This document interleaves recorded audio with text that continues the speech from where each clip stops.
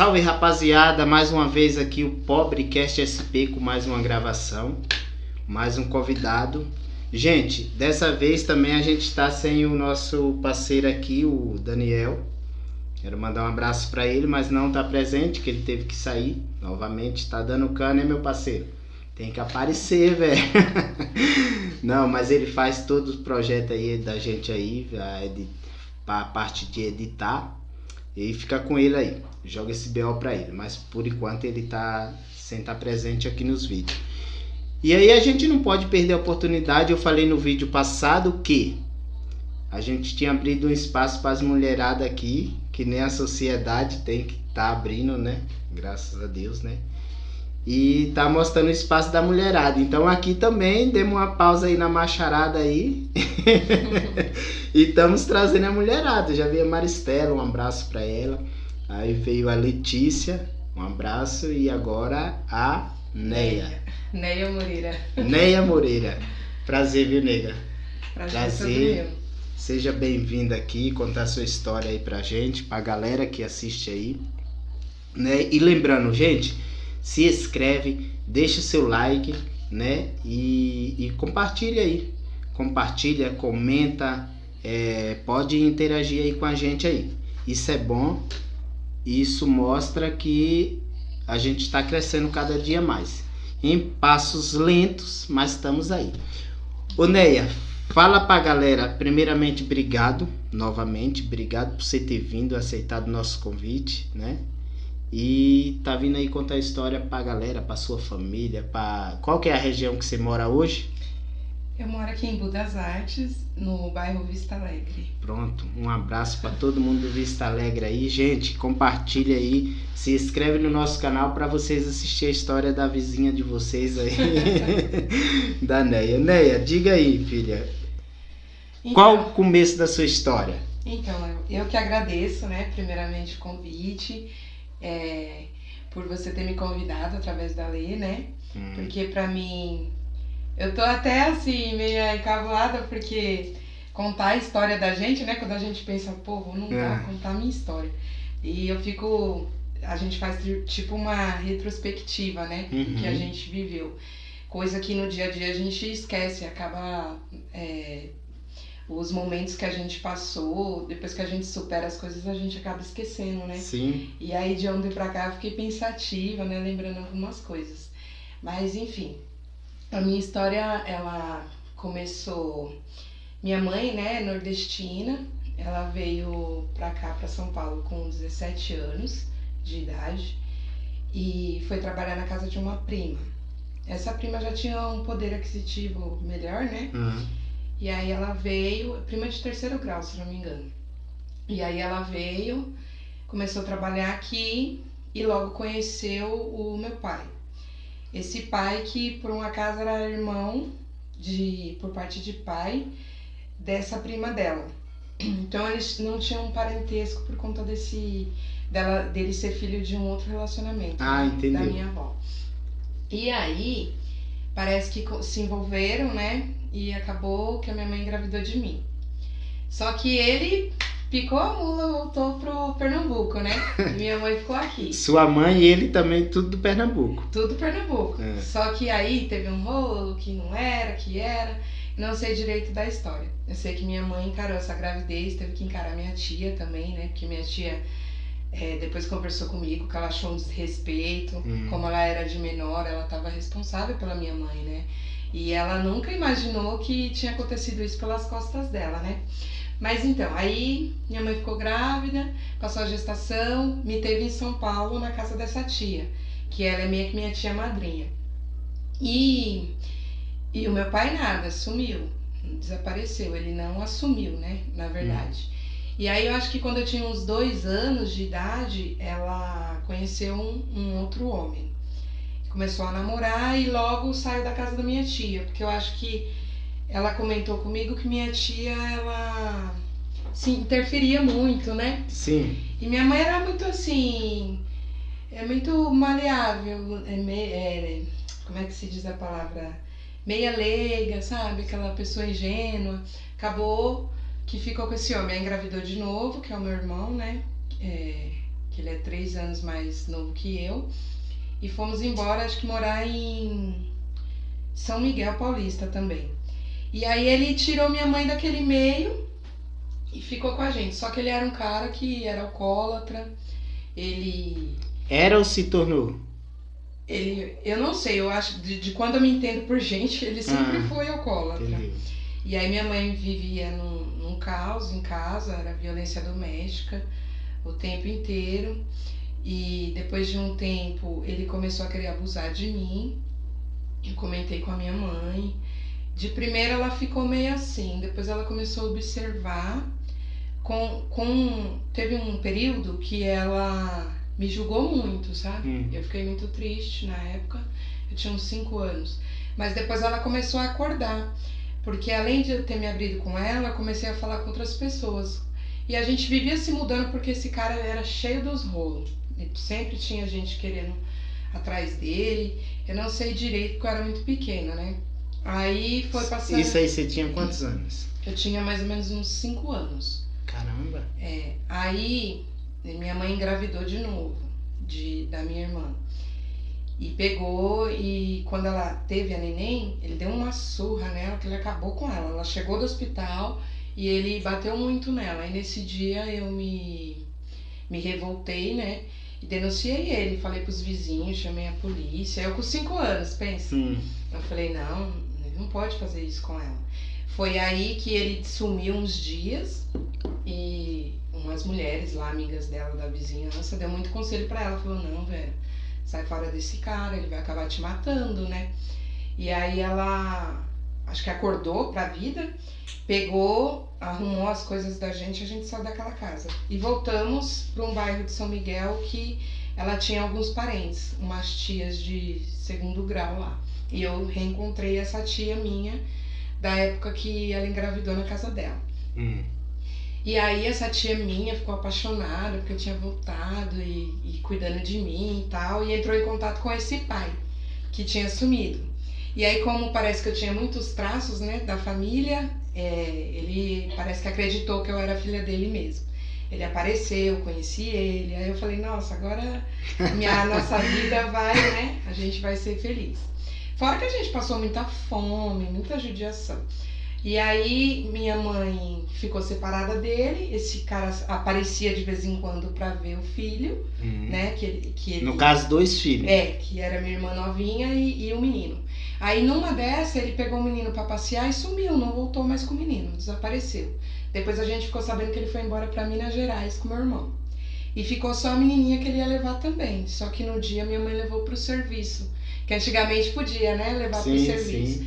E ela sempre guerreirinha, ela tinha um jeitinho dela, mas ela sempre trabalhava pra se esforçar pra dar algo pra gente, né? Ela pagava aluguel e eu cuidava da menina pra ela ir trabalhar. Sim. Aí teve passou uma época, não sei se ela ficou com depressão, aí ela começou a beber também, beber muito. E aí ela começou a se envolver com um e com o outro, já perdeu a noção, vivia sempre embriagada.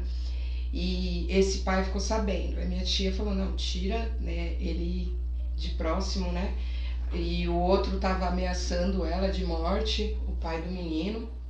Eu acho que foi a falta do menino também, por ele ter levado embora. Deu um baque nela, né? Ela ficou...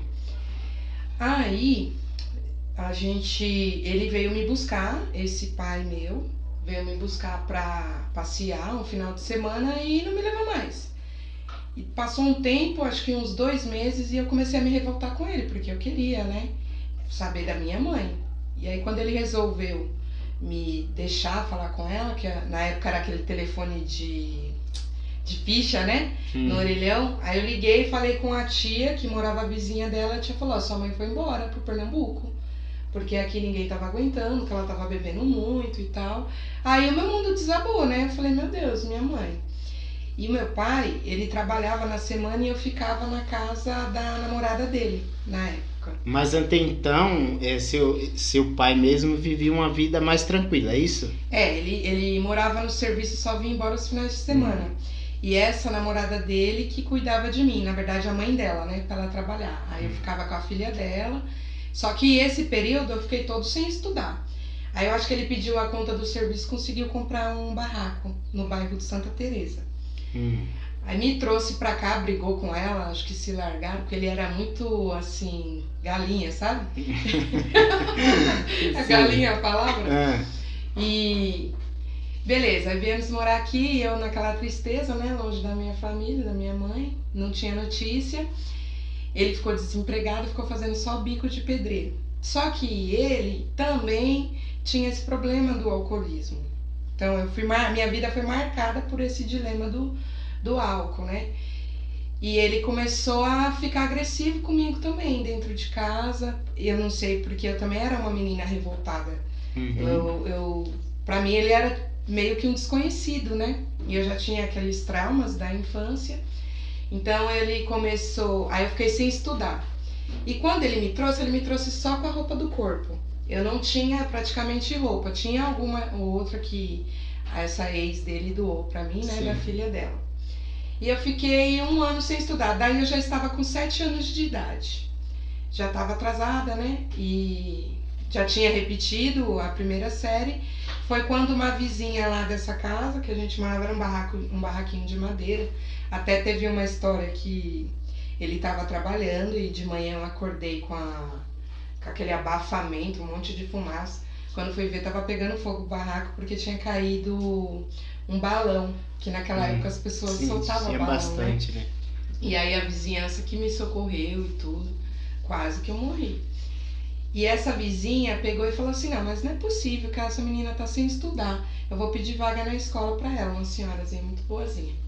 2 filhas ela tinha também, eu brincava com as meninas.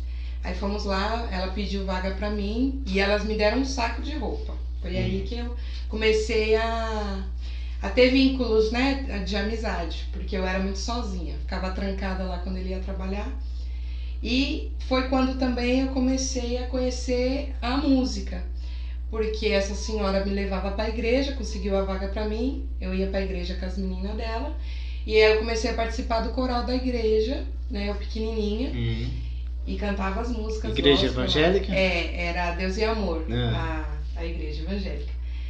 Lá no Santa Teresa também. Aí foi indo pra escola. Aí, como meu pai tinha esse problema da agressividade quando ele bebia, que ele me espancava, ele começou também a ficar muito ciumento, né, comigo. Tipo, porque eu era menina, acho que ele tinha essa preocupação, né? Ele começou a ficar muito abusivo, assim, em questão de já não tava querendo, tava me perseguindo pra ir pra escola, voltando. Então eu tava me sentindo assim muito acuada, eu morria de medo do meu pai. Só que também ao mesmo tempo que eu tinha medo dele, eu também não aceitava que ele me dominasse, né? Eu comecei a responder ele e tal. Foi quando eu conheci uma amiga na escola, que ela também passava por um quadro depressivo, né? Dava muito trabalho, eu não gostava de estudar, e a gente, em vez de ir pra escola para estudar, a gente ficava aprontando o manual. E aí, o que acontece? Um dia, meu pai pegou e falou com a professora, você não vir pra escola? Você me avisa. E aí, eu não fui pra escola, tinha uma lagoinha no São Marcos. Você mora aqui há muito tempo? Aqui em Embu? Em Itapuã, já tem uns 10 anos. Ah, tá. Aí tinha uma lagoinha, a gente, em vez de ir pra escola, ia pra essa lagoinha, nadar lá. Um barro, um brejo. Eu sei que eu cheguei em casa, meu pai já tava sabendo que eu não tinha ido pra escola. Aí me deu um cacete de fio que acabou comigo. Aí no outro dia eu fui pra escola toda encapuçada, né? Aí a professora, o que você tem, Edné? E eu chorando. Eu falei assim, o que eu tenho, professora? Olha aqui, vamos ali no banheiro comigo. Aí quando eu tirei a roupa, né? Ela começou a chorar, ela falou, que absurdo é esse? Porque eu tava toda marcada. Falei, porque a senhora falou que eu não vim pra escola e meu pai me espancou. Ela falou, nossa, você passa por isso na sua casa? Eu falei, passo. Mas fio mesmo? Fio mesmo, fio do grosso. E eu gritava socorro e ninguém queria saber não. E aí eu peguei, a professora falou assim, não, mas isso não tá certo. Naquela época o conselho tutelar não era tão atuante, né? De questão, né, desses casos de violência. E aí eu me abri com a professora. E a mãe dessa amiga minha já tinha ido reclamar de mim na escola, que achava que a menina decaiu por causa de mim.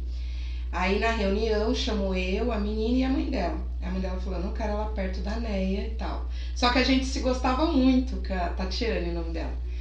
E a Tatiane não queria também se afastar de mim. Aí fizemos um acordo lá de estudar direitinho para manter a amizade. Sim. E a mãe dela me engoliu, porque a mãe dela não gostava de mim. Mas como ela estava fazendo tratamento psiquiátrico nas clínicas, a psicóloga que acompanhava o caso comentou, avisou a escola que o quadro da menina teve uma melhora que poderia ser amizade, por conta da minha amizade. Aí a mãe dela foi ficando mais maleável. E nisso a professora falou assim, né, a gente não tem o que fazer, porque se seu pai continuar te tratando dessa forma, eu vou ter que acionar o conselho tutelar e você vai voltar a ficar com a sua mãe. E minha mãe, eu já não queria mais viver com a minha mãe porque eu sabia as condições no Nordeste, como é que tava. Mas você tinha notícia dela? Tinha mais ou menos, só coisa ruim. Que ela tinha virado andarilha, que ela tava... que não tinha emprego lá. Até uma tia tentou trazer de volta, mas as pessoas tinham medo, porque realmente afetou a mente dela, né, na época. E eu não tinha mais, assim, vontade, porque eu senti como se ela tivesse me abandonado. Até hoje eu hoje eu entendo, né, que eu tenho maturidade, mas na época eu me revoltei e não queria mais, nem ela, nem meu pai. Porque eu, mesmo sendo criança, eu achava que aquilo não era certo, né? Apanhar daquela forma e tal. Você se sentia um lado abandonado. Sim. E o outro te judiava, no caso. Isso, eu sentia isso. Foi quando eu comecei a ter vontade de tipo, sair pra rua, de não ficar mais lá.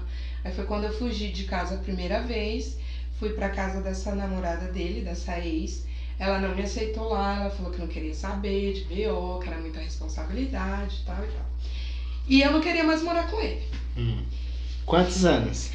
Isso eu tava com 11 anos. 11 anos de idade. E eu ia pra escola, não aguentava mais viver daquele jeito com ele. Foi quando essa Tatiane falou assim, né, vou pedir pra minha mãe, se você ficar lá em casa, né? Aí ela falou assim, eu falei, vamos ver, né? A gente pediu. Ela falou, não, Deus me livre. Seu pai já veio aqui querer arrumar confusão. Não quero saber, porque ele andava mesmo arrumando confusão, bêbado, né? E ela era viúva com os filhos dela pra criar, doméstica também, passava mal perrengue. Ela falou assim, não, me desculpa, mas eu não vou aceitar. Aí o que a gente fez? Eu comecei a ficar na casa dela sem ela saber. Quando ela chegava, as meninas me escondiam debaixo da cama. Como a casa era grande, e aí eu tomava banho, comia, a gente ia pra escola, voltava. Eu acho que fiquei uns 2 meses morando na casa dela sem ela saber. Final de semana, aí ela tava em casa o dia todo, né? Já saía de manhã, ficava na rua e foi indo. E quando foi um dia, ela me pegou lá. Aí a gente foi e abriu o jogo com ela. E as meninas choraram muito, que tinha a Suelen também, a outra filha dela. Pedimos pelo amor de Deus. Aí fomos atrás da professora e conversamos com a professora sobre a situação. E eu pedi, porque eu sabia que eu ia voltar pro Nordeste, né? Se não fosse com ele. Eu pedi pra ela fazer um teste assim. Lógico que na época era irregular, né? Hoje Sim. Não existe isso. Mas se não fosse ela ter me apoiado naquele momento, eu nem sei que tinha sido de mim, né? Aí peguei e ela aceitou que eu ficasse lá. Aí fiquei lá morando com ela até os 14 anos. Com a sua professora? Não, com a mãe da minha Tatiana. amiga. Que é a Silvana. Aí a gente passava as dificuldades, né? Porque ela ganhava só um salário, tadinha. Ainda me pegou pra acolher. Já teve épocas de passar necessidade, assim, que a gente... Já até peguei coisa no mercado pra comer, porque a gente tava com fome. Não que ela nunca nem sabe disso, né? Agora vai saber, eu tô contando. Mas aí foi também quando eu comecei a me disciplinar através do esporte. Comecei a participar das atividades na escola. Aí logo entrei pro campeonato de futebol. Aí fui indo, destacando, disputei campeonato e tudo. Fui melhorando, né? Comecei a cuidar de criança quando não era no período da escola para ajudar ela na renda, né? Inclusive uma vez também teve uma história que a vizinha lá precisava que carpisse o quintal dela. E eu tava sem chinelo. Eu falei assim, nossa, ela não tem nem dinheiro para comprar um chinelo, eu não vou pedir, né? Tá tão difícil, então eu vou carpinar o quintal da mulher. Aí fui carpinar o quintal da mulher. Fui, pisei na foice, regacei o pé. Peguei 12 pontos. Aí foi pro caminho, que era do Santa Teresa até o pronto-socorro do Vazame. No caminho, andando, arrastando o pé, todo rasgado, acho que perdi o documento. E o documento, quando eu saí da casa do meu pai, depois eu não sabia nem como que eu ia achar esse documento, porque não tava com a mãe aqui em São Paulo para fazer o documento. Quando chegou lá para fazer a ficha, deu mó rolo para me atender. Aí me atendeu. Eu vim ter esse documento de novo com 16 anos. Foi através de um candidato a vereador aqui do município, que pegou minha certidão, né, e eu consegui ter um RG e tudo.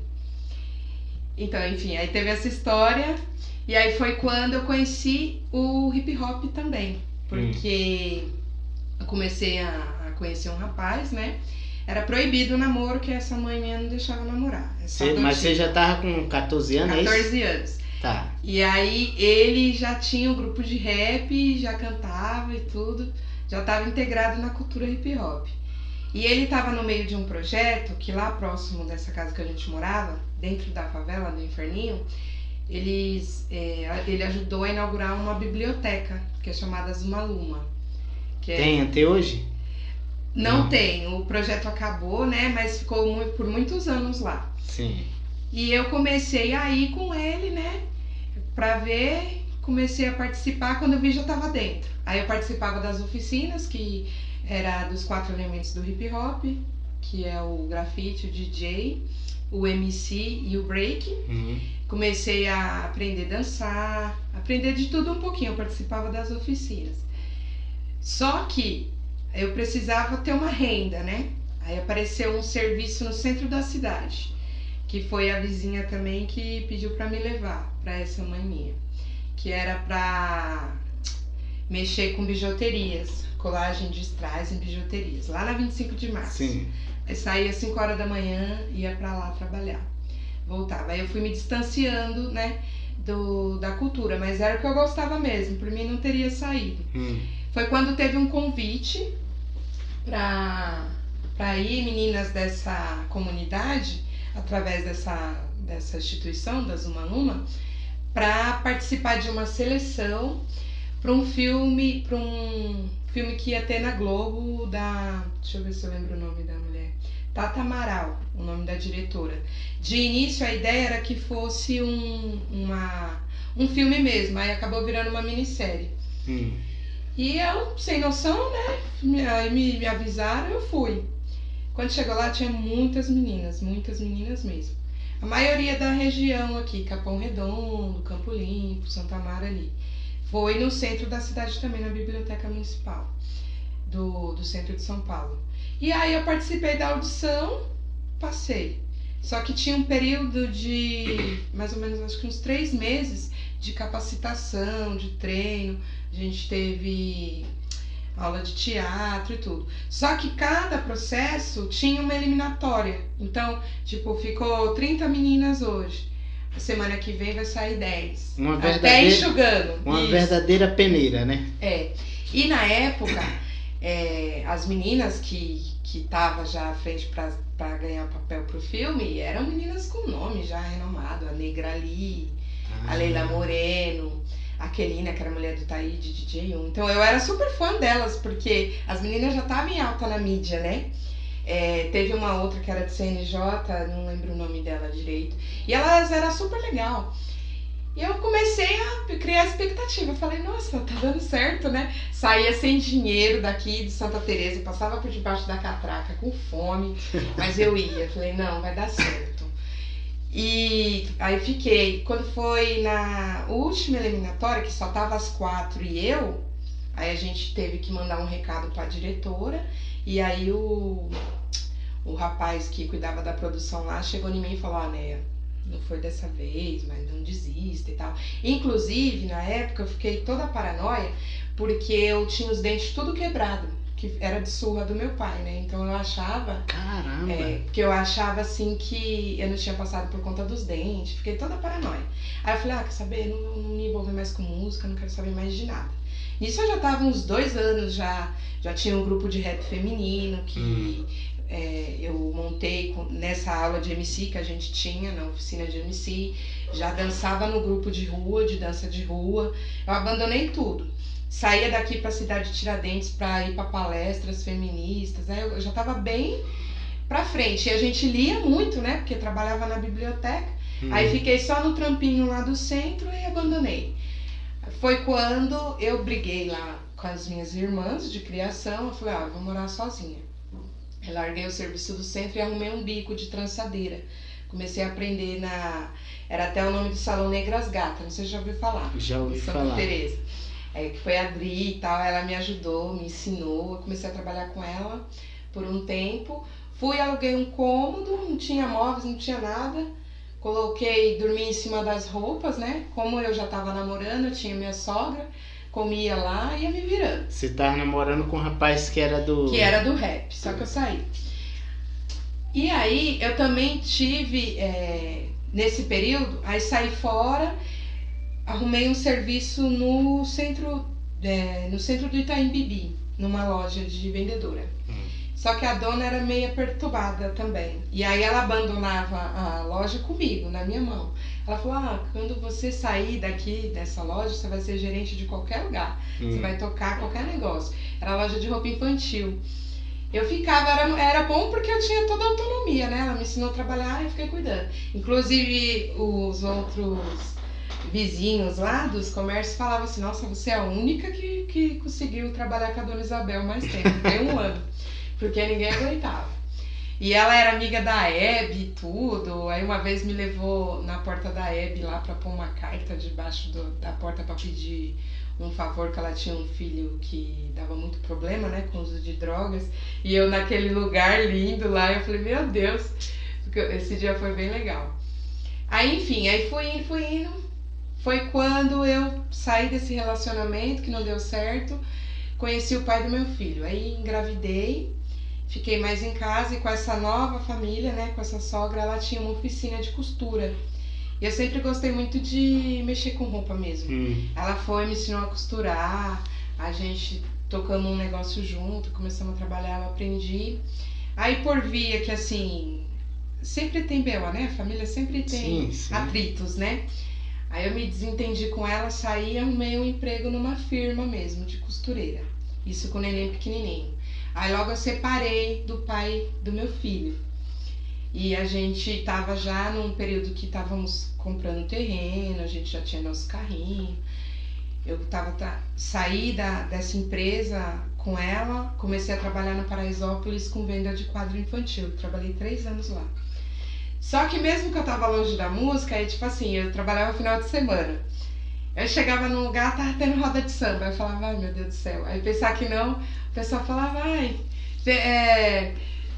fica aí e tal, pra curtir. Quando eu ia ver, eu tava dentro da roda já cantando. E tocando pandeiro. Porque tudo isso eu aprendi, né, nessa instituição que eu trabalhei, na Zuma Luma. Que eu fui voluntária, na verdade, né. Aí, beleza. Separei dele, aí eu falei assim, vou voltar pro rap agora, né. Aí larguei tudo pra lá, terreno, carro, ficou tudo com ele. Eu falei, deixa quieto. Voltei pro aluguel.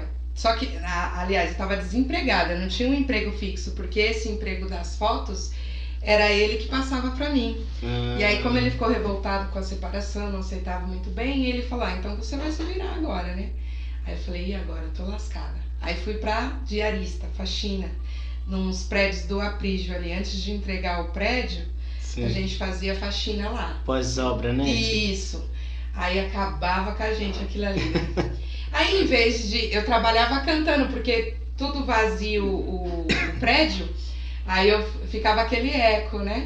Aí, o que acontece? Eu não sei quem foi lá que ouviu, que ele fazia eventos do Dia das Mães também. Aí, falaram que tinha uma moça que cantava nos prédios que poderia apresentar o evento, uma coisa assim. Aí, uma amiga lá que foi a que deu o serviço pediu pra mim. Eu falei, chegou, demorou. Aí fazia essa festa do Dia das Mães lá e também depois comecei a ajudar com a decoração e tudo. Aí fui me entrosando com o pessoal. Aí comecei a ganhar um dinheirinho, ter um retorno, né? Foi quando eu prestei um concurso com a prefeitura aqui de Embu das Artes também. Passei, só que na onde eu morava lá, no Vista Alegre, não tinha endereço fixo, era um bar que recebia o telegrama. Eu prestei o concurso e falei, não vou passar não, vou fazer só pra fazer, porque pra mim isso aí é tudo fraude, eu pensava. Aí fui e deixei. Aí quando chegou eu passei na rua, o dono do bar falou, tem uns dias aí que chegou uma correspondência pra você. Aí quando eu fui ver era um telegrama, que eu tinha passado no concurso, que eu tinha que tomar posse do cargo.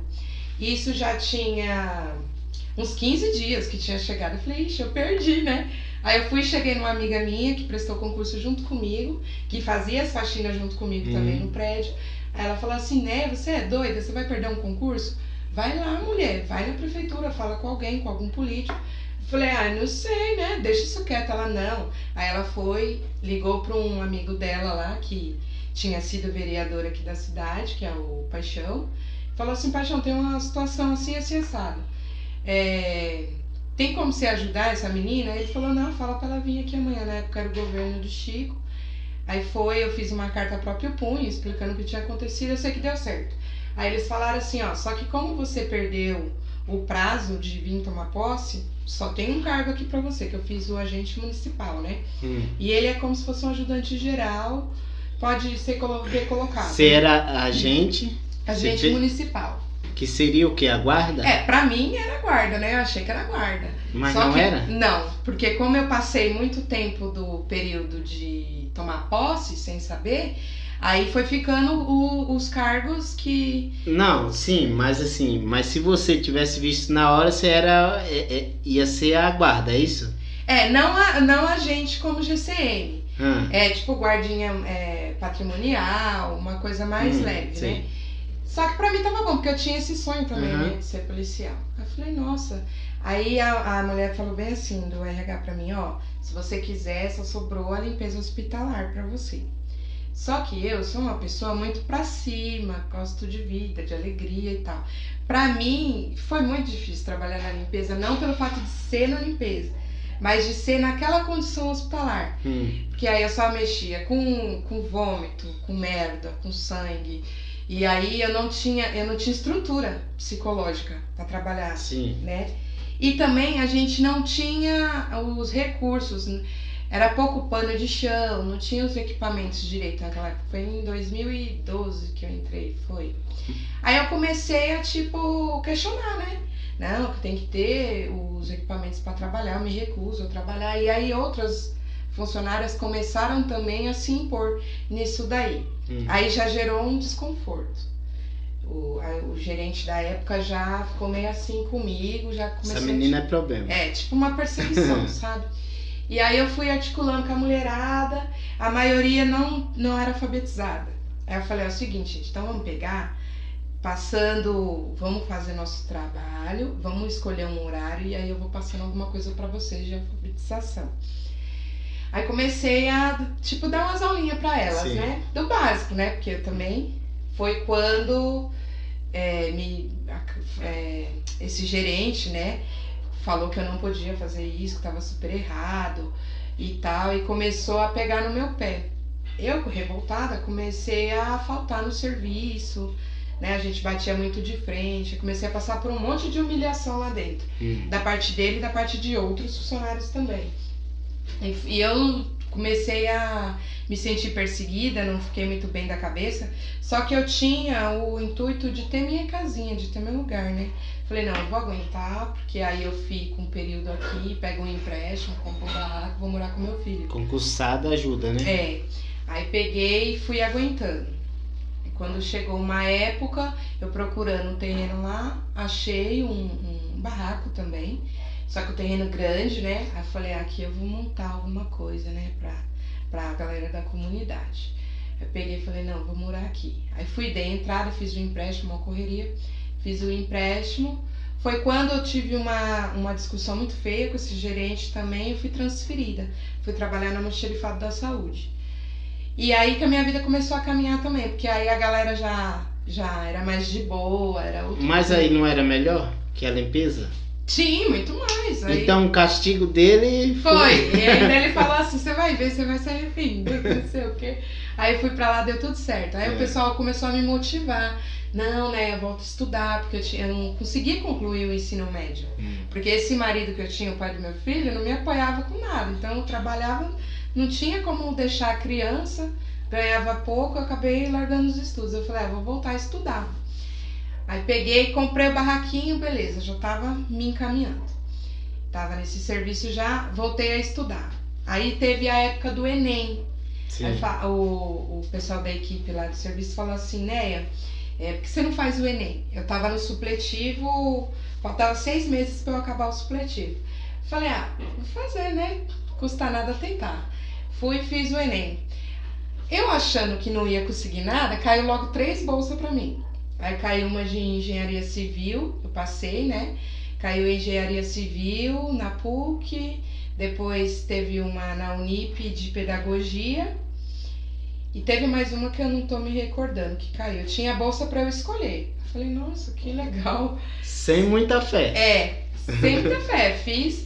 Mas assim, o dia de eu fazer o Enem, eu fui com fome, quase perdi. Nossa, cheguei em cima da hora, correndo, vim a pé, porque tava um caos aqui a cidade, o trânsito. Subi correndo, eu falei, não, eu vou fazer. Foi todo um processo, é bem difícil o processo, assim, de inscrição. Eu não manjava muito de mexer com a internet, então eu dependia muito das pessoas, né, pra fazer. Estudei uma semana inteira, pedi pra uma professora minha me ensinar, do supletivo à redação, né. Tanto que eu fui a única da escola que conseguiu passar no Enem. E essa escola, os professores, eles ficavam muito tristes, né? Fizeram até um café da manhã pra mim por agradecimento, né? Porque as pessoas subestimavam muito a escola. Então, ter uma aluna que conseguiu, pra eles era uma vitória, sinal, né? Que o trabalho tá bem. Aí fui, eu sei que eu fiquei com a bolsa de gestão de recursos humanos. Porque era matutino e por conta do meu horário de serviço, né? E nesse tempo, eu também fiz um concurso pra guarda da GCM, pra Itapecerica. E eu passei no concurso, só que eu não tinha habilitação. Aí precisava ter habilitação de moto e carro. Sim. Falei, poxa, mano, e agora? Eu não tenho dinheiro. Aí eu falei assim, eu vou ter que me virar. Aí fui, comecei a tirar habilitação, né? Porque eu já tinha passado no concurso. Falei assim, agora vai, né? Eu vou ser policial. Eu fiquei toda feliz. Aí deu um rolo no concurso. O concurso foi suspenso. Então todo mundo que passou, ninguém entrou. Sim. Só que eu já tava tirando habilitação, né? Falei, agora eu vou, né? Tirar habilitação. E o instrutor lá da autoescola falou assim pra mim, eu tô vendendo essa moto aí, ó. Você não quer comprar, não? Uma CG 125. E eu tava treinando nela. Eu falei, eu não tenho dinheiro, como é que eu vou fazer? Ele falou, você paga parcelado. Aí eu falei, caramba, se eu pegar o jeito da moto, vai ser bom pra eu ir pra faculdade, né? De manhã.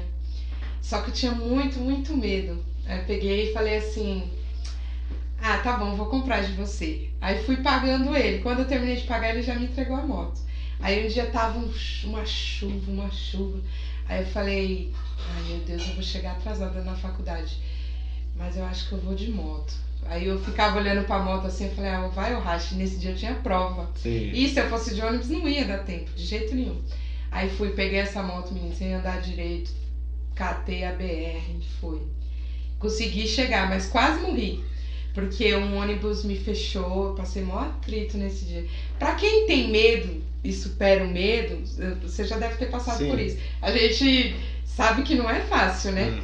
Aí cheguei na faculdade, meus amigos da faculdade nem acreditou que eu tinha chegado com a moto. Desceram, paguei a moto, nossa, parabéns.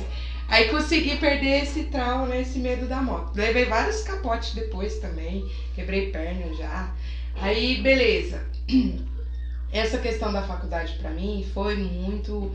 eu senti uma vitória muito grande, né? Foi muito difícil. Sem dúvida, também. Porque você falando que você passou... É igual a história da Letícia também. Pô, você passar por tudo isso, não é, se você não tiver força, você vai também ficar da mesma situação de quem tá do seu lado. Mas eu vivia lutando contra a minha mente. Tipo, as coisas não vai dar certo, mas eu tava à disposição ali, tentando caminhos para não desistir. E o meu intuito também era de dar uma melhorada na minha vida, para dar um sustento melhor para o meu filho, para voltar a me dedicar à música, porque é o que eu sempre gostei mesmo, e para ajudar minha família no Nordeste. Então eu sempre achava assim até que eu era meio iludida com as coisas, mas foi isso que me impulsionou, sabe? Sim. E na faculdade eu passava muito preconceito, muita discriminação. Quando eu comprei esse barraco, lá não tinha asfalto, né? Então eu chegava muito com os pés sujos de barro. E eu lembro que quando eu chegava na sala, tinha uma galerinha que zoava comigo. Chegou a pé de barro. Que não sei o quê. Só que os professores me davam muita atenção, porque eu era a única da sala. Só tinha eu e mais um rapaz que a gente era bolsista. E a gente tinha todo o privilégio, assim, eu não pagava nada, não pagava, tem uns tipos de prova que a gente tem que pagar, quem é normal, né? Sim. Mensalista. Eu não pagava nada, a condução, eu não pagava. E quem tirava o sarro era pagar. Pagava, eram os boizinhos, tinha muito boizinho. E as meninas gostavam de ficar me tirando, assim, total. Foi quando, pra gerar uma renda também, eu comecei a fazer café e bolo pra vender na faculdade. E aí esses meses que me xingavam, eu comprava, né? Esses clientes. E foi complementando minha renda também, pra terminar de pagar a motinha, pra fazer as coisas. Aí foi quando eu concluí, no dia, eu não tenho nem foto nem registro da minha colação de grau, porque eu confundi a data da colação, mas eu peguei meu diploma tudo bonitinho.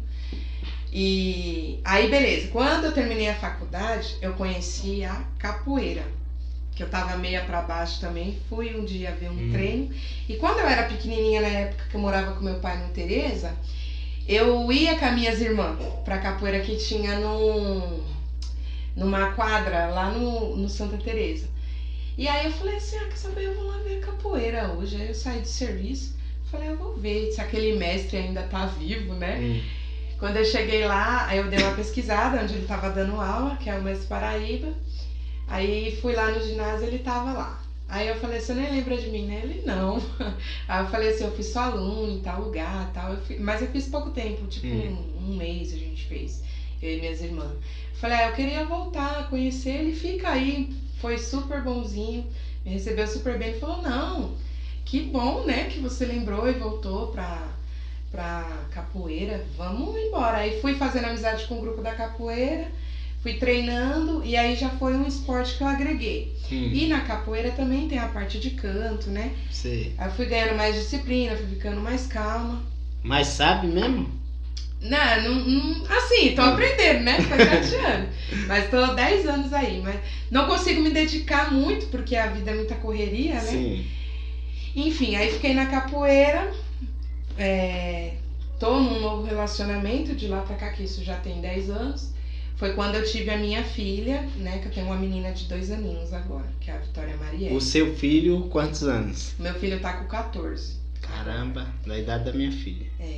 Aí quando eu saí do almoxerifado, eu já fui trabalhar no CAPS, só que na recepção. Fiquei na recepção, mas eu já tinha vontade de trabalhar com a cultura hip hop lá. E quando eu separei do pai do meu filho, eu voltei com um grupo de rap. Aí quando dava, né, devido à correria, a gente tava se juntando. Então nunca parei 100% totalmente. Sim. Aí tem um evento, uma vez por mês, por aí a gente ia e cantava. Aí saí do grupo com as meninas, fiquei só no grupo de rap com os meninos, que é o Ibden agora, né? E a gente retomou agora, depois da pandemia, a gente tá com os novos projetos. E... o que mais? Depois você corta essa parte. Não, já tudo deu bem. Horário? Mas assim, ó, já temos um tempinho já de gravação. Mas vamos aí, vamos continuar. Então, assim, lá no CAPS, né? CAPS? Sim, no CAPS. Lá você hoje trabalha lá e se dedica a esse projeto, é isso? Isso, aí hoje lá eu sou oficineira de cultura hip hop.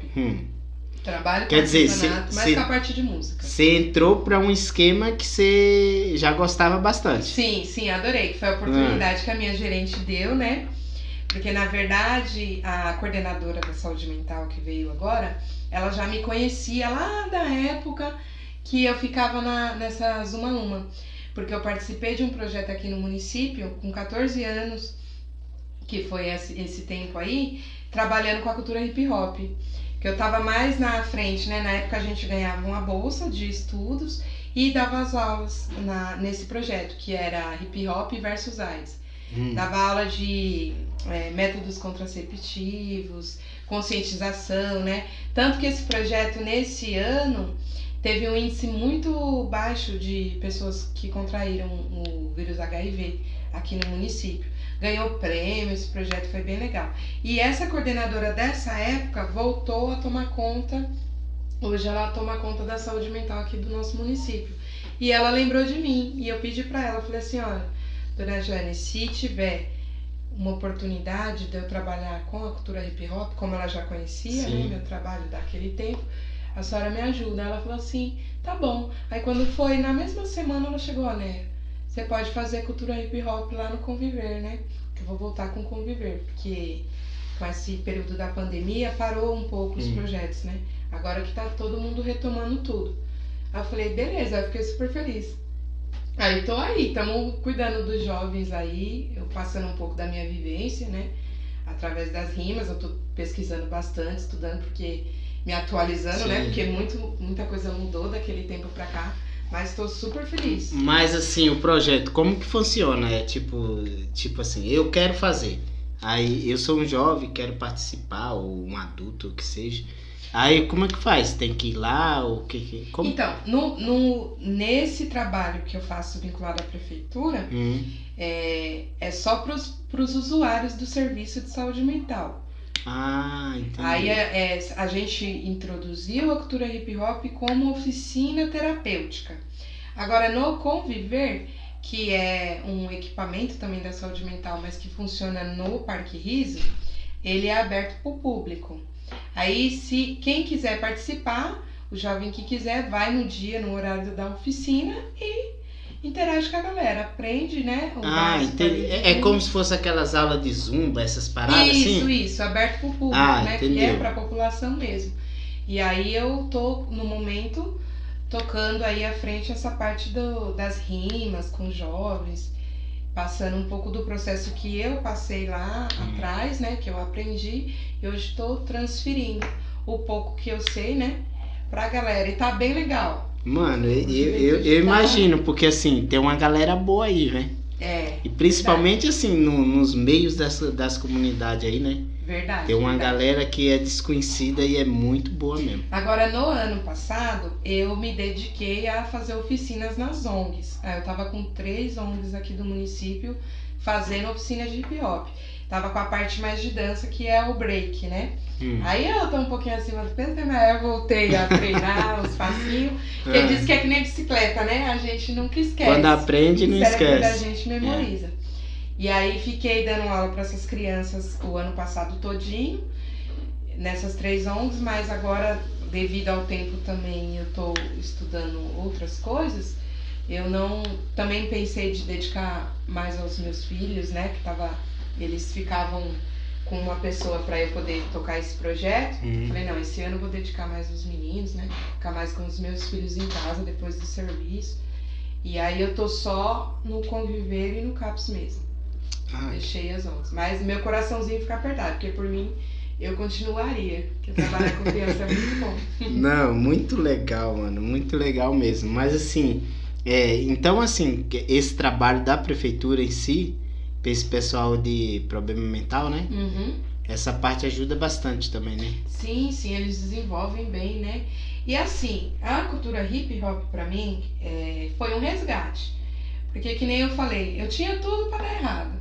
Inclusive eu não falei aqui da época que eu me envolvi com drogas. Eu fumei maconha, no período da escola, dos 11 aos 13 anos, quando eu morei com essa mulher, eu usei um período de drogas escondido dela, né? Depois ela ficou sabendo e tal, inclusive foram o motivo das brigas, de eu sair pra morar sozinha, me revoltar. Foi isso também, porque na época a cabecinha era meia, né? Sim. E através da cultura hip hop, muitos têm um preconceito que acho que a maioria, a galera usa e tal. Se não fosse isso, talvez eu tinha me perdido, sim, nas drogas, porque eu não tive estrutura familiar nenhuma. Pelo que eu contei aqui pra você. E foi através da música que eu me reestruturei, porque através do rap, para escrever, para compor, eu tinha que estudar. Eu tinha que ler sobre vários assuntos, principalmente sobre política, né?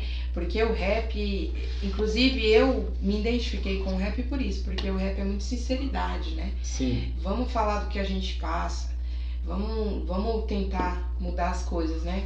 Que é ritmo, amor e poesia. E eu peguei e falei assim, através da leitura, de abrir minha mente, eu tive a percepção de ver que o caminho que eu tava com drogas, de fumar maconha no final de semana, né, de deixar essas coisas me dominarem, eu não tava legal. E que fim que eu ia ter? Não ia acrescentar. Mas foi através da leitura. Se eu não tivesse tido essa experiência com a cultura, de ter conhecido essa biblioteca, a galera que eu conheci para me dar um incentivo também, não teria, talvez nem estaria aqui hoje, porque, né? Então... O que eu vejo nisso tudo? Eu vejo que, assim, que realmente o pessoal tem que bater nessa tecla, principalmente os políticos, né? Sim. Pra trazer essas paradas pra comunidade, porque, assim, é prova viva que você se superou porque você teve essa ajuda, né? É um entretenimento, né? Tira a molecada da rua.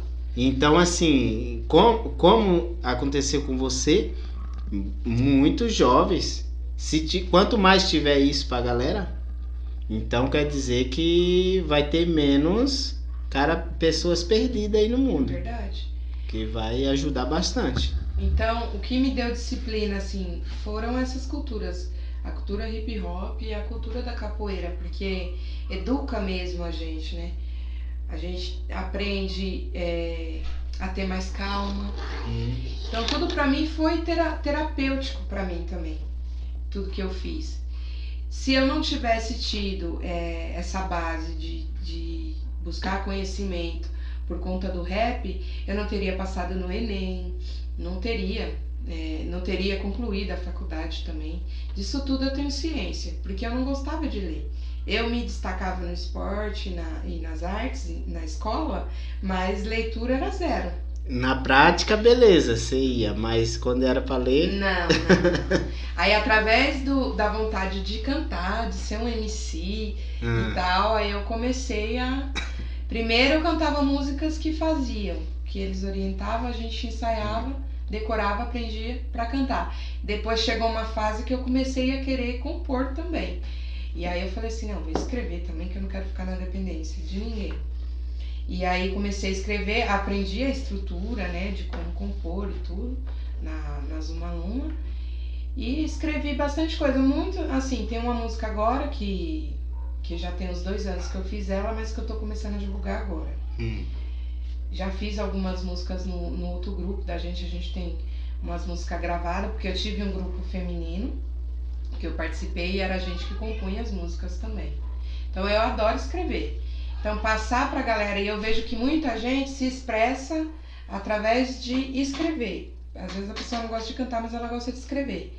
Principalmente a galera lá da saúde mental, muitos são assim. Então através da escrita deles a gente também consegue ajudar melhor, porque a pessoa não expressa falando, ela expressa escrevendo. Então isso é muito legal. Aí hoje você tem você tá com um projeto, né, de hip hop, né? Sim. E você tem algumas letras escritas por você mesmo. Tem. Você trouxe alguma coisa aí? Trouxe, tem uma música que fala um pouco de mim também, que é Pra Cima, que eu quis transferir nela também um apoio para as pessoas, né? Porque sempre falei assim com Deus, meu Deus, eu não sei quem vai escutar, mas eu vou escrever aqui e de repente essa voz, essa palavra motive a pessoa, né? Sim. Tanto que quando eu estava malzona, nos meus períodos que todo mundo tem, né? Essa fase de tristeza. Ficar pra baixo, né? Eu tinha que escutar minhas próprias músicas e aquilo ali me dava um up. Não que eu acreditava que a minha música as pessoas vão conhecer e tal. Mas porque a minha voz mesmo me dava uma força. Falava tipo, levanta, né? E aí foi assim que eu fui me reestruturando pra fazer minha caminhada. Legal. E você nunca tentou, tipo, lá no começo você foi na igreja, cantava, louvava. Sim. Aí agora você, tipo, nunca pensou em voltar e tal? Na igreja? Assim? Não, às vezes... Pra louvar essas paradas assim, porque você tem jeito. Então, quando tem convite pra mim ir, eu não sou, assim, muito questão de placa de igreja religiosa, sabe? Eu não discrimino nenhuma religião de ninguém. Tem muitas que eu gosto também. Então, para não ficar destinada a uma só, quando tem convite para cantar na igreja, eu vou, né? Que nem muita gente tem discriminação com a capoeira, né? Por ser de matrizes africanas. Mas eu amo, eu adoro. Então, como eu gosto de todas, assim, das que tem no Brasil, eu prefiro não ficar denominada nenhuma só, sabe? Pra não ter isso. Porque eu me sinto bem, né? Eu acho que é onde tem o calor do Espírito Santo ali de Deus, não tem um lugar, né, certo. Aonde tiver, onde chamar pra eu cantar, eu vou. Tá bom demais, né? Então, você fica à vontade, se você tiver trazido alguma letra aí de alguma coisa. Tem uma base aqui. E se quiser mostrar aí pra galera, né? Você vai cortar essa parte, né? Não, pode ir, nós coloca tudo aí. Não, deixa eu achar aqui.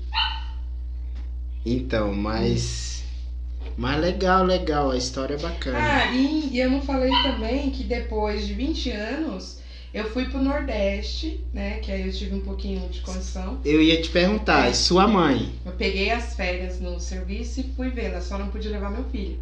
Ainda tive a oportunidade de conhecer minha avó. Minha mãe teve mais 8 filhos. Então, meus irmãozinhos pequenos, na época tinha uma que tava com 7 aninhos, quase trouxe pra morar comigo. Foi porque a mãe não deixou mesmo. Então, aí ela ficou assim, eu senti que pra ela nem acreditava, tanto que ela só chorava de emoção, e as histórias que contaram pra ela foi distorcida. Minha mãe achava que eu nem era viva mais. Então, quando eu cheguei, né, conheci minha família, foi bem emocionante pra mim também, porque até eu fiquei tão ansiosa na época que eu achei que eu tava com problema de coração. Quando fui ver é porque tava chegando o dia da viagem. E também andei de avião, porque eu morria de medo de andar de avião. Aí foi lindo, foi maravilhoso. Só que já tem 6 anos que eu não a vejo, né? Pessoalmente, mas a gente se fala e agora a gente mantém o contato por telefone. Entendeu? Né? Tem esse irmão que eu reencontrei também. Minha mãe não encontrou ele ainda, que eu tenho um projeto também de levar ele lá no Nordeste pra ela ver, que é o sonho dela, né? Reencontrar ele. E ele mora aqui no Embu, consegui encontrar ele pela internet. A gente tem um convívio agora, de vez em quando ele vai lá em casa. É um menino legal, bacana. E tem uma irmã que veio do Nordeste, que casou, que era pequenininha, que tava de colo na época. Tá bem, casada, tá tudo... Deu tudo certo, né? Graças que legal, né, meu? Passei apesar de todo o perrengue, né? E até esse pai também, eu falo com ele, fiquei afastada dele uns anos, até pela igreja que eu passei a frequentar a igreja uma época. Aí eu resolvi que não valia a pena, né? Eu ficar longe, assim, que apesar, né, ele errou, mas tudo bem. Aí voltei a falar com ele, às vezes final de ano, Natal, até passo junto dele. Hoje ele já tá mais de idade. É porque, querendo ou não, tipo, isso é pra quem acredita na Bíblia. Sim. Tá lá na palavra lá que você tem que honrar pai e mãe, não é isso? Mas não tem descrição se o pai for um pilantra, se a mãe for... Se você deve honrar ou não deve. Então, inclui todos, né? E você quer saber, minha vida andou depois que eu tirei essa mágoa, sabe? Da minha mãe, do meu pai, do meu coração. Minha vida caminhou bem melhor, bem mais leve. Porque enquanto eu fiquei no papel, assim, que eu sou vítima, que aconteceu, porque aconteceu, que eu não merecia, nossa, nada tinha continuidade. Parecia que estava sempre na mesma, aquele ciclo da minha vida. Tinha que voltar, voltando. Tudo se repetia. Mas no dia que eu falei, não, eu sou protagonista da minha história, eu vou fazer meu caminho, vou lutar por mim mesmo. Aí as coisas começaram a fluir. E isso eu falo assim porque às vezes tem pessoas que passam coisas até piores, muito piores, e aí a pessoa fica, poxa vida, é através da minha história e de outras histórias, como a da Letícia também, que foi bem inspiradora, a pessoa pode se reanimar, né? Porque é isso, né? O brasileiro mesmo, ele gosta de histórias. A gente gosta de ouvir as histórias das pessoas, né? Eu até achei, falei, meu Deus, como eu vou contar tanta coisa. Mas isso aqui é um resumo, porque na real teve muitos episódios bem... porque assim, se for pra falar detalhes por detalhes, tempo, meu Deus, vamos ficar o dia aí. Mas assim, mas pode continuar aí, procurando aí. Não, eu achei aqui. Mas o que tem que fazer? A gente falou no outro vídeo. A pessoa tem que saber que a gente é capaz de qualquer coisa. Então, a nossa vida é a gente que vai traçar ela, né? Então, assim, qualquer pessoa é capaz de fazer o que ele quer. Agora, se ficar só nessa, eu sou vítima, ai meu Deus do céu, hoje tá foda. E aí ferrou, velho, não vai dar certo. Eu só chorava, eu ficava assim, esperando muito, porque eu era muito iludida. Eu achava que ia acontecer uma coisa de repente, tipo, alguém vai me ver, vai falar, não, você é artista mesmo, vamos lá, vou te pôr no rumo. E eu pensava que as coisas iam cair pra mim, de repente. E não, e depois eu vi que quem foi traçando tudo foi eu. Se eu não tivesse aquela força de vontade de voltar para a escola. Foi muito triste o período quando eu voltei para o supletivo, porque eu pegava meu filho, eu dava meu filho nos braços da moça que cuidava dele de manhã dormindo, e pegava ele dormindo. Eu fiquei 1 ano sem ver meu filho direito, por conta da escola, mas eu tinha esse objetivo, né? E eu sofria muito a falta dele. E hoje eu sinto que ele sentiu isso também. Sim. Hoje ele tá com 14 anos. Mas eu tô sempre explicando pra ele que foi o jeito, né? Mas nunca, jamais, por mais dificuldades que eu passei, nunca pensei, tipo... Meu filho foi uma base pra mim também. Porque eu sabia que eu tinha ele. Se não tivesse ele também, não sei não. Eu não sei se eu tinha tanta garra. No fundo, você não queria que ele passasse o que você passou também. Sim. Né? Se eu não tivesse sido mãe, eu talvez também não teria... Poderia estar melhor, como poderia estar pior. Porque o meu filho foi um divisor de águas na minha vida, assim. Foi quando eu amadureci e falei, nossa... Foi quando eu pensei também na minha mãe, que eu perdoei ela. Que eu vi que também não é fácil, né? É muito difícil. Tanto que quando eu reencontrei ela falou pra mim assim... Na minha cabeça, o seu pai, ele ia cuidar melhor de você do que eu. Porque ele tinha uma condição, ele tinha um emprego, né? Ele tava comprando o barraco de vocês lá. Então ela foi iludida, né? Ela não teve culpa. Ela deixou porque ela confiou nele. A situação era melhor. E no fim, né, ela pediu perdão pra mim também. Eu falei, mas mãe, a senhora não tem culpa, né? Não tem que pedir perdão porque a senhora não sabia. E aí, graças a esse encontro da gente, a gente conseguiu ela saber da minha versão, né? Eu nem falei muito que eu passei pra ela assim, e eu saber o que ela passou também. Mas acredito que logo que Deus preparar, a gente tá junto aí pra passar um tempo, né? Recuperar. Legal. Deixa eu falar, eu vou... Aqui, ó, estamos caminhando pro final, porque quando a prosa, falar que nem baiano mesmo, quando a prosa é boa, a hora passa rápido. Mas assim, ó, o pessoal que vier aqui agora, eu ia fazer isso com a Letícia, que foi o vídeo passado, e acabei, a hora passou tão rápida que não deu pra gente fazer, mas eu não sei qual a posição de vocês, se gosta, se não gosta, qual posição que é, mas como é ano político, e tá um caos esse Brasilzão aí eu queria ver cada convidado que vir falar um pouco da política, porque como é ano político, o que acontece? De repente a sua posição pode ajudar quem tá assistindo o vídeo em questão de política. Me diga aí como que você acha, o que está acontecendo no Brasil, se é que você entende alguma coisa de política, porque tem gente que não procura se meter muito. Sim. Mas o que você puder, você fala aí pra nós. Tá, é assim, o conselho que eu tenho de falar para as pessoas é que as pessoas têm que pesquisar mais, né? Ver a história do candidato, pesquisar muito bem antes de votar, procurar não se iludir com qualquer político que chega. Vou te ajudar, vou fazer um agrado, vou pôr um brinquedo, dar um doce para as crianças na rua, aí já é o cara, entendeu? Porque é o que mais tem, principalmente aqui no nosso município. Vamos pesquisar, ver quem está aí na ativa de muitos anos, mas que não teve espaço ainda de mostrar o trabalho, porque tem muito político bom aí que está só esperando uma oportunidade de conseguir fazer as coisas, né? E é isso, pesquisem e tome cuidado quando chegar na porta, assim, pedindo voto, uma pessoa que você nunca viu, né? Porque a maioria das vezes que a gente erra nos candidatos, que a gente põe no poder, é por falta de buscar conhecer, né? Quem realmente é. E tem vários aí bons que estão só esperando uma oportunidade. Eu mesmo saí candidata na última eleição, né? Sério? Eu ia falar assim, e você tem pinta de vereadora. Sério? É sério que você saiu pro Imbu? Saí. Eu saí por um partido aí, é que eu não gosto muito desse negócio de bandeira partidária, sim, sabe? Mas aí como foi meu amigo que me ajudou, que foi o presidente do partido, né? Que foi o que me ajudou, que hoje eu tô trabalhando pela prefeitura, por conta dele, né? Eu falei assim, não, ele precisou, né?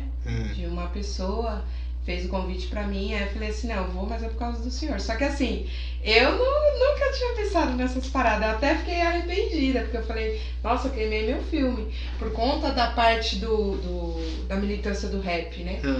Porque o jogo é muito doido. A gente é muito mal interpretado. Não, sim, mas assim, ó, se você tem a chance, você ia ajudar pra caramba essa galera, eu tenho certeza. Esse era meu intuito. Só que eu nunca tinha pensado, eu vou sair candidato um dia vereador. Tipo, não trabalhou em cima disso, é isso? Não, nunca, jamais. Aí peguei e falei assim, mas nada a ver, né? Mas vamos lá. Aí eu comecei a estudar sobre política, né? Pra conseguir falar um pouco. Fiz pouca campanha, porque eu tava com a neném recém-nascida, bem na época, né? E foi a pandemia também. Aí eu fiz pouca campanha, apoiei uma candidata mulher, por ser mulher e tudo, que eu achei que ela seria boa pra cidade. E Imbu das Artes, praticamente pra mim, é minha cidade natal, porque eu vim pra cá com 7 aninhos de idade e aqui fiquei, tô até hoje. Nunca saí daqui, morei um tempo no Taboão, mas foi coisa de 1 ano e voltei. Então eu tenho muito carinho pela cidade. Mas não era o momento, né? Então, ter sido candidata, eu aprendi muita coisa. Então, pra mim, foi mais... Eu tirei como aprendizado. Eu perdi a eleição, mas eu aprendi muito. Então, no final das contas, eu ganhei pra caramba. Sim, sem dúvida. Não, porque assim, querendo ou não, você entra para candidato, o que acontece? O projeto é muito grande. Então, assim, você pode não ganhar a eleição, mas você vai ganhar conhecimento demais. Foi. Inclusive, essa parte de estar mexendo com vídeo, editando e tudo, porque eu não tive... A minha campanha foi meio que solitária, sabe? Eu não fiz grandes coisas, mas aí eu me interessei mais pela internet, de estar ativa, mexendo, aprendendo, por conta disso. Se não fosse essa época... O que eu gostei muito, que foi muito bacana, quando eu saía para panfletar, né? Foi falar com o povo mesmo. Conhecer as pessoas mais simples, da comunidade que eu não conhecia. Olha, as pessoas são maravilhosas. E eu vi que, assim, aqueles que menos têm são as pessoas mais maravilhosas, assim, né? Verdade. Tipo, receptividade total. Tinha umas senhoras que me davam maior incentivo, assim. Eu falava, mas não sei não, mas eu vou pôr aqui, se caso a senhora, né? Aí, mas incentivava, mas na hora do voto, será que foi? Não sei. Não, você teve quantos? Quantos votos você teve? 30 votos só. 30 votos, mas assim, tá bom, tá ótimo. Não. Nem o meu eu consegui votar no dia. Esses eu fiquei 30... tão nervosa. Você não conseguiu votar? Não consegui votar. Porque eu não sabia onde eu tinha posto meu título. Eu falei, meu Jesus amado, não sabia que eu podia votar com o RG. Aí desci pra votar. Aí não achava na carteira o título. Aí tinha gente vendendo o voto lá na frente. Aí eu falei, ai, que desgrama é essa? Eu falei, quer saber, eu vou embora. Mas você não teve dinheiro investido? Não tive. Tá, então assim, pra começo, beleza. Teve pessoas que porque assim, eu ganhei material, né? Eu tive material. Não questão financeira, eu tive o material de trabalho. Que o partido... o partido dá. E aí teve gente que se ofereceu pra trabalhar pra mim sem ganhar nada. Sim. Tipo, teve vizinho meu que ficou panfletando, né?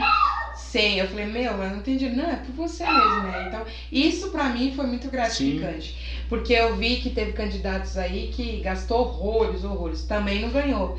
E as pessoas só trabalhavam pelo dinheiro. Então, eu vi que uma pessoa que tá necessitada chegar a fazer esse sacrifício por mim, eu falei, então quer dizer que eu passo, né? Essa credibilidade. Então isso pra mim foi satisfatório. Então, mas o que acontece? Eu acho não, tenho certeza que se aprendeu pra caramba. Aprendi. E continuar com o seu trabalho, que nem você tá ajudando a galera também, entendeu? Que não é interessada em ser vereador um dia, você ajuda devido a você gostar do projeto, você gostar da música, você gostar de tudo que você faz. Então eu acredito que futuramente possa se tornar uma vereadora. Quem sabe? Se for pra ser, né? Não, e assim, e conhecendo sua simplicidade, sua vontade de vencer na vida, certeza que seria uma boa vereadora. Eu tenho um senso de justiça muito forte. E a política, ela é um jogo, assim, né? Bem sujo, né? Sim. Em algumas partes.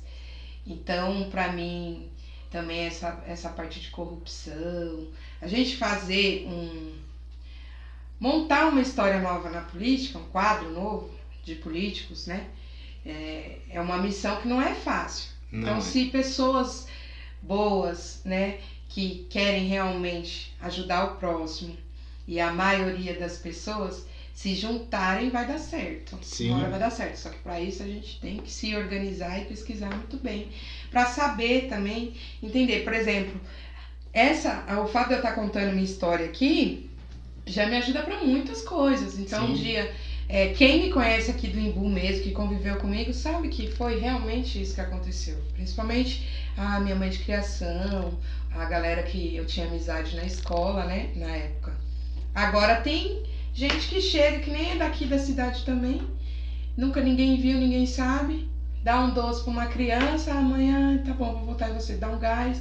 Então as pessoas também têm que se posicionar de não se vender, porque o voto é uma arma na nossa mão. Verdade. Então se a gente quer mudança pra nossa cidade, pro nosso país, a gente tem que fazer bom uso desse voto.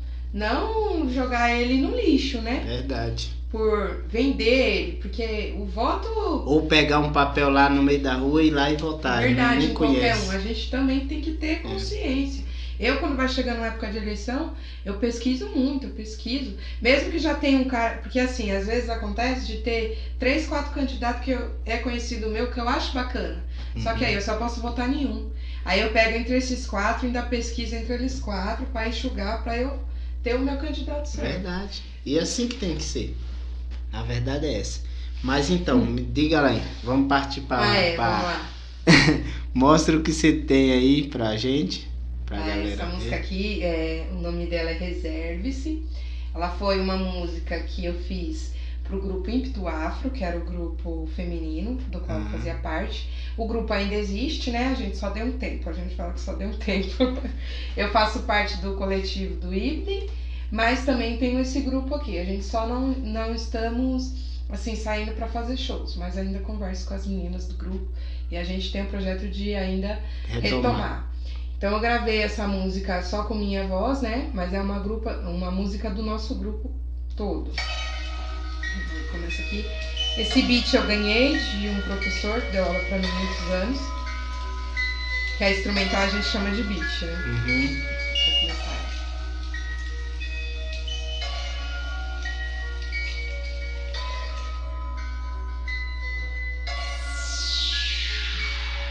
pontos, vírgulas, reticências no contexto, sua essência reservando a luta árdua, realidade nua e crua das ruas, segue assim, limpa de preconceito, cheia de desejos, longe de anseios, no passo firme, vencer no proceder, mantenha-se firme, mantenha-se simples, mantenha-se acesa, foco no objetivo, franqueza, transparência, nobreza, nunca se esqueça do seu valor.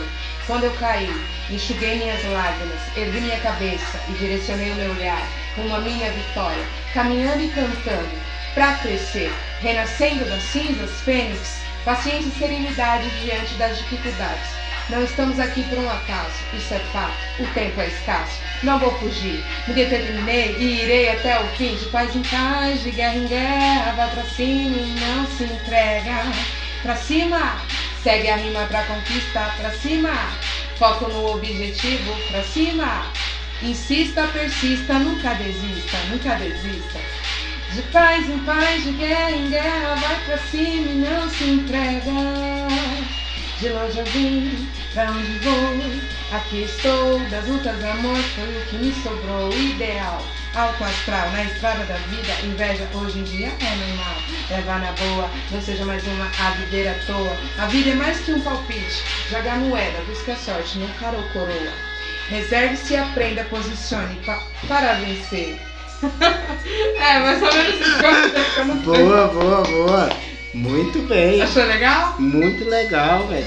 Você que escreveu essa parada mesmo? Foi eu que escrevi. Caramba, velho. Parabéns, pô. Obrigada, imagina. Não, mas certeza que essa parada vai longe aí, meu. Certeza. É que projeto, assim, é que nem a gente aqui, ó. Não é fácil, gente, não é fácil, principalmente pra quem trabalha, pô. Trabalha, tem família, tem a parada toda, conta pra pagar, então assim, o bagulho vai engateando. A gente vai sacrificando, né? Alguns desejos, não tem jeito. A gente pra manter família e tudo, porque, assim, o rap, ele não é um meio musical que ele tem um retorno, né? Bem, né? Muito rápido e tal. Tem alguns que estouram aí, mas o mercado do rap nacional, ele é difícil pra você chegar, pra você entrar, né? Que nem tem os meninos do trap aí, que entraram agora, a molecada nova, eles estão fazendo uma revolução, né? Só que assim, tem um método que os meninos estão usando que eu já não acho legal. Eu, por ser da antiga, no rap eu já não curto muito. Sim. Mas as partes de música instrumental eu acho bem bacana. Tomamos tudo. O vinho. Então, mas muito legal mesmo. Assim, você canta bem, entendeu? A letra super da hora. Muito obrigada. Mas você tem só essa ou você tem mais? Tem outras. Tem outras. O grupo tá praticamente um CD já. A gente fez um clipe. A gente tem um canal no YouTube que é o Ibden, né? Temos a página no Instagram, que é o Ibden Oficial. Eu tenho minha página no Instagram, que é o Neia Soul.